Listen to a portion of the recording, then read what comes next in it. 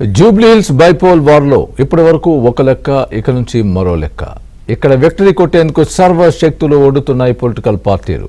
డివిజన్ల వారీగా మంత్రులను మోహరించి ఇంటింటి ప్రచారానికి ప్లాన్ గీసింది కాంగ్రెస్. ఇక శుక్రవారం నుంచి ప్రచారాన్ని నెక్స్ట్ లెవెల్ కు తీసుకువెళ్లనున్నారు star campaigners. CM Revanth Reddy ఇప్పటికే గత 10 ఏళ్ల పాలన, ప్రస్తుత 20 నెలల పాలన అంటూ లాజిక్ పాలిటిక్స్ చేస్తోంది కారు పార్టీ. కేసీఆర్ జమానాలో జూబ్లీహిల్స్ లో ఎలాంటి డెవలప్మెంట్ జరగలేదని ప్రచారంలో ప్రస్తావిస్తోంది పవర్లో ఉన్న హస్తం పార్టీ.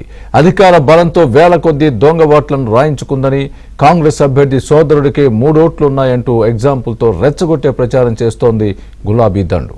బీఆర్ఎస్ కాంగ్రెస్ ఒక్కటేనంటూ ఇక రెండింటినీ కార్నర్ చేస్తోంది కమలం పార్టీ. అన్నింటికీ మించి ఈసారి కులం కార్డు కూడా తీసి ప్రయోగిస్తూ ఉండడం ఇక్కడ హైలైట్.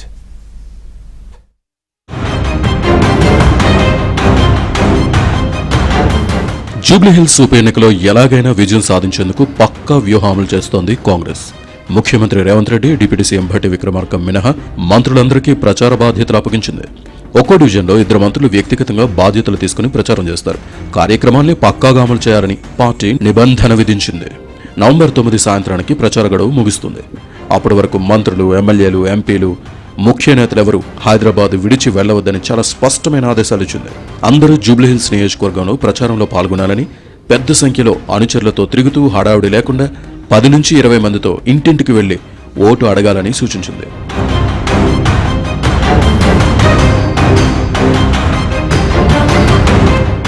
ఒక డివిజన్కు కేటాయించిన 2 మంత్రులు అక్కడున్న ప్రాంతాలను చెరి సమానంగా పంచుకుని ప్రచారాన్ని పర్యవేక్షించుకుంటూ క్షేత్రస్థాయిలో తిరగాలి. వీరికి సాయంగా ఎమ్మెల్యేలు, ఎంపీలు, ఎమ్మెల్సీలు, కార్పొరేషన్ చైర్మన్లు, పార్టీ అనుబంధ సంఘాల నేతలు పనిచేయాలి.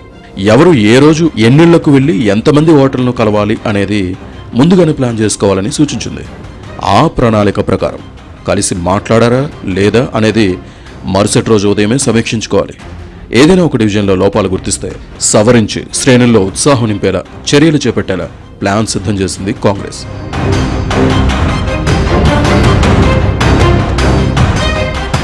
గత 2 నెలలుగా జూబ్లీహిల్స్ నియోజకవర్గ బాధ్యతలను మంత్రులు పొన్నం, తుమ్మల, వివేక్ పర్యవేక్షిస్తున్నారు. ఇంటింటి ప్రచారం కోసం కార్యక్రమాల నిర్వహణతో ఓటర్లకు దగ్గరయ్యేలా మినిస్టర్లందరినీ రంగంలోకి దించింది పీసీసీ. డివిజన్ల వారీగా మంత్రులకు బాధ్యతలు అప్పగించారు. రెహమత్ నగర్ డివిజన్కు మంత్రి కోమటిరెడ్డి వెంకటరెడ్డి, పొంగులేటి శ్రీనివాసరెడ్డి, బోరబండ డివిజన్కు సీతక్క, మల్లు రవి, వెంగళరావు నగర్కు తుమ్మల నాగేశ్వరరావు, వాకిటి శ్రీహరి, సోమాజిగూడకు శ్రీధరబాబు, అడ్డూరి లక్ష్మణ్, షేక్పేటకు కొండ సురేఖ, వివేక్, ఎర్రగడ్డకు దామోదర రాజనరసింహ, జూపల్లి కృష్ణారావు, యూసుఫ్గూడ డివిజన్కు ఉత్తమ్ కుమార్ రెడ్డి, పొన్నం ప్రభాకర్లను ప్రచార బాధ్యులుగా నియమించింది కాంగ్రెస్.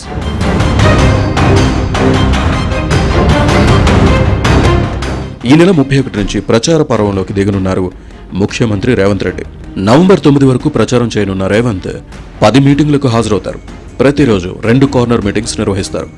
నవంబర్ 8, 9 తేదీల్లో మోటార్ సైకిల్ ర్యాలీలో పాల్గొని కేడర్లో, శ్రేణుల్లో ఉత్సాహం నింపడంతో పాటు ప్రచారం చేస్తారు ముఖ్యమంత్రి రేవంత్ రెడ్డి. జూబ్లీహిల్స్ బైపోల్లో జరుగుతున్న ప్రచార కార్యక్రమాలపై ఆరా తీస్తూ నేతల్ని అప్రమత్తం చేస్తున్నారు ముఖ్యమంత్రి రేవంత్. ఏఐసీసీ రాష్ట్ర ఇన్ఛార్జ్ మీనాక్షి నటరాజన్ కూడా నేతల ప్రచారాన్ని పర్యవేక్షిస్తున్నారు. ప్రచార బాధ్యతల నిర్వహణలో ఎవరూ నిర్లక్ష్యం చూపవద్దని, రాష్ట్రంలో అధికారంలో ఉన్నాం కదా అని ఉప ఎన్నికలో సునాయాసంగా విజయం సాధిస్తామనే ధోరణితో వ్యవహరించవద్దని అంతర్గత సమావేశాల్లో ఇప్పటికే మీనాక్షి నటరాజన్ వార్నింగ్ ఇచ్చినట్లు పార్టీ వర్గాల సమాచారం.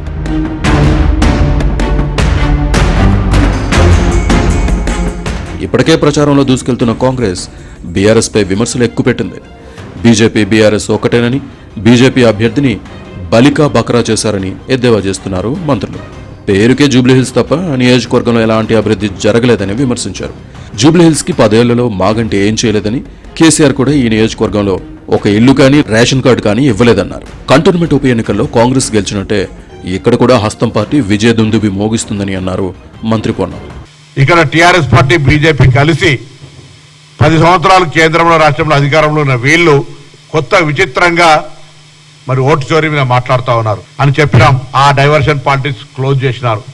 కొంత రోజులు సానుభూతి పేరు మీద ఓట్లు సంపాదించడానికి కొంత వ్యవస్థను ఏర్పాటు చేసుకున్నారు. నిన్న మొన్న ఆటోలకు సంబంధించి కొన్ని రోజులు మా అభ్యర్థిని రౌడీది, ఒక backward class educated, highly educated candidate పట్టుకొని రౌడీది అని చెప్తా ఉన్నారు. ఇలా అవన్నీ మా ఆశీర్వచనంగా భావిస్తాను మా అభ్యర్థికి.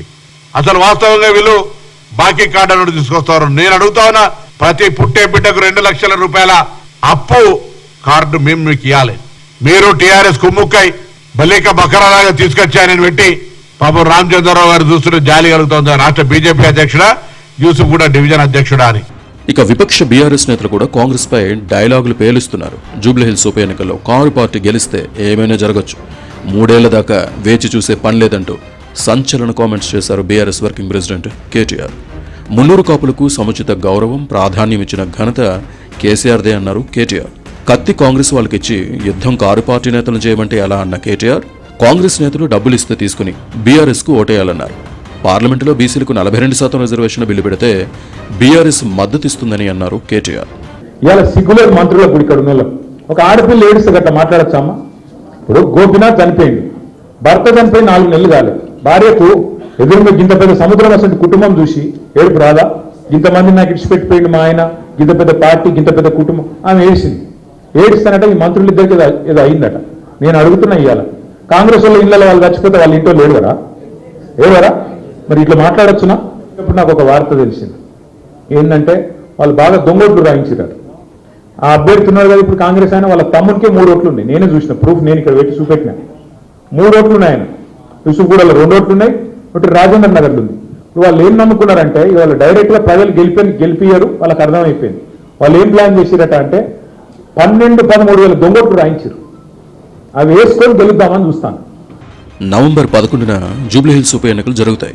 ఇక్కడ గతంలో గెలిచిన బీఆర్ఎస్ తెలంగాణను మోసం చేసింది. గత ఎన్నికల్లో మహిళలకు కాంగ్రెస్ ఎన్నో హామీలిచ్చి మోసం చేసిందని అన్నారు కేంద్ర మంత్రి కిషన్ రెడ్డి. కాంగ్రెస్ అభ్యర్థిని సోనియా, రాహుల్, రేవంత్ కాకుండా ఎంఐఎం నిర్ణయించడం ఏంటని నిలదీసిన కిషన్ రెడ్డి, జూబ్లీహిల్స్ అభివృద్ధి చెందాలంటే బీజేపీకి అవకాశం ఇవ్వాలని అన్నారు.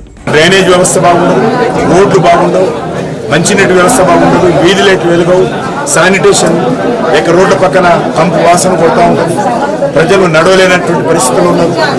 ఏ రకంగా చూసినా ఈరోజు ఈ 2 పార్టీలకు బుద్ధి, ప్రజలు 2 పార్టీల పట్ల విసిగి వేశారు. ఈ 2 పార్టీలు కూడా 2 రకాలుగా నమ్ముకుంటారు ఎలక్షన్స్లో. ఒకటి మజ్లిస్ పార్టీ మద్దతు, 2 డబ్బుల ద్వారా మజ్లిస్ పార్టీ మద్దతు ద్వారా గెలవాలనుకుంటారు. కానీ ఈరోజు ప్రజలు చైతన్యమైనటువంటి ప్రజలు, డబ్బులు ఇచ్చినా ఈరోజు పార్టీలకు ఓట్లు పడవు. ఇది అర్థం చేసుకోవాల్సిన అవసరం ఉంది. ప్రజలు తీవ్రమైనటువంటి ఆక్రోషంతో ఉన్నారు. ఇక్కడ ఉన్నటువంటి గతంలో గెలిచినటువంటి వాళ్ళు రౌడీజము, గూండాయిజము, అక్రమ భూములు ఆక్రమించుకోవడము ఇదే చేశారు తప్ప ఎక్కడ కూడా డెవలప్మెంటల్ యాక్టివిటీ జరగలేదు. కాబట్టి ఈరోజు ప్రజలు భారతీయ జనతా పార్టీ వైపు చూస్తున్నారు. జూబ్లీహిల్స్ లో ఒక పార్టీకి మించి మరో పార్టీ ప్రచారంలో దుమ్ము రేపుతున్నాయి. మరి ఓటర్లు ఏ పార్టీకి పట్టం కడతారో నవంబర్ 14 దాకా వేచి చూడాల్సిందే.